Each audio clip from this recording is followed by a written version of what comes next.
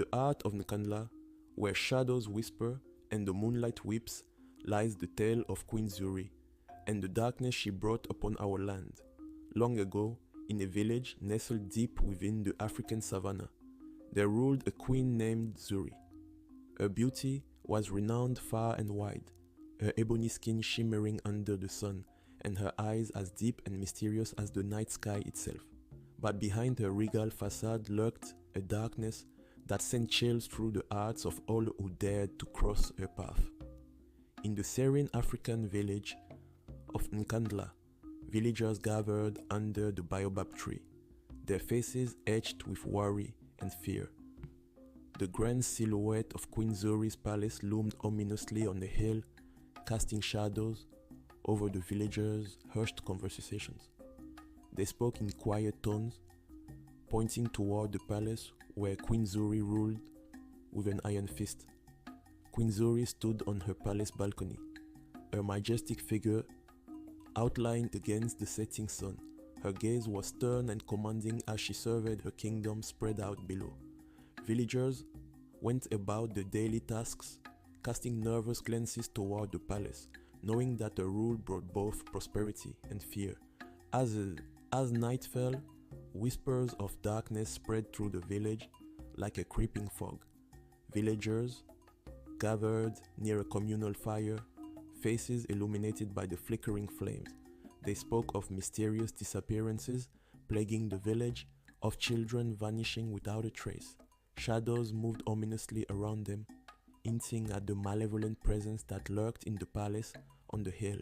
Near the outskirts of the village, a young child played in the fading light of the setting sun.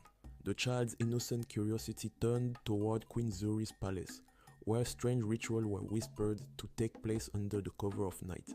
Inside Queen Zuri's opulent chambers, lit by flickering candlelight, the queen sat on her throne surrounded by advisors and courtiers. She gestured imperiously, issuing decrees that sent a ripple of fear through the village.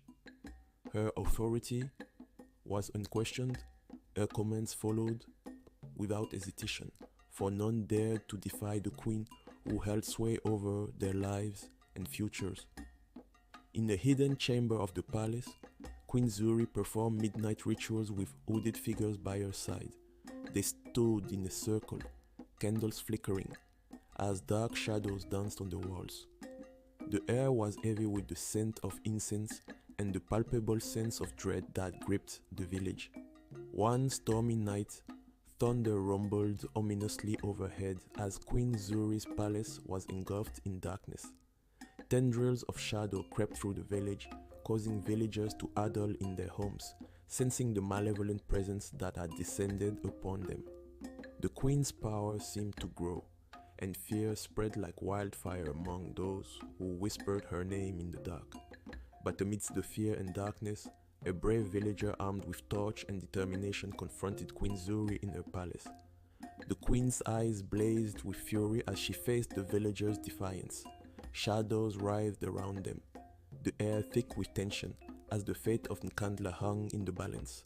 When dawn broke over Nkandla, casting a golden light over the village, villagers emerged from their homes with faces filled with relief and hope. Queen Zuri's palace lay in ruins, a testament to the darkness that once ruled but was now vanquished. The spirit of Nkandla was renewed, its people forever changed by the tale of the Shadow Queen and the courage that triumphed over darkness. Under the baobab tree, the villagers gathered once more, this time with smiles on their faces. Children played freely, the air filled with laughter and joy as they celebrated the victory over the shadows that had threatened to consume their village. And though the memory of Queen Zuri and her reign of darkness lingered, it was now a tale told to remind future generations of the power of courage and unity in the face of fear.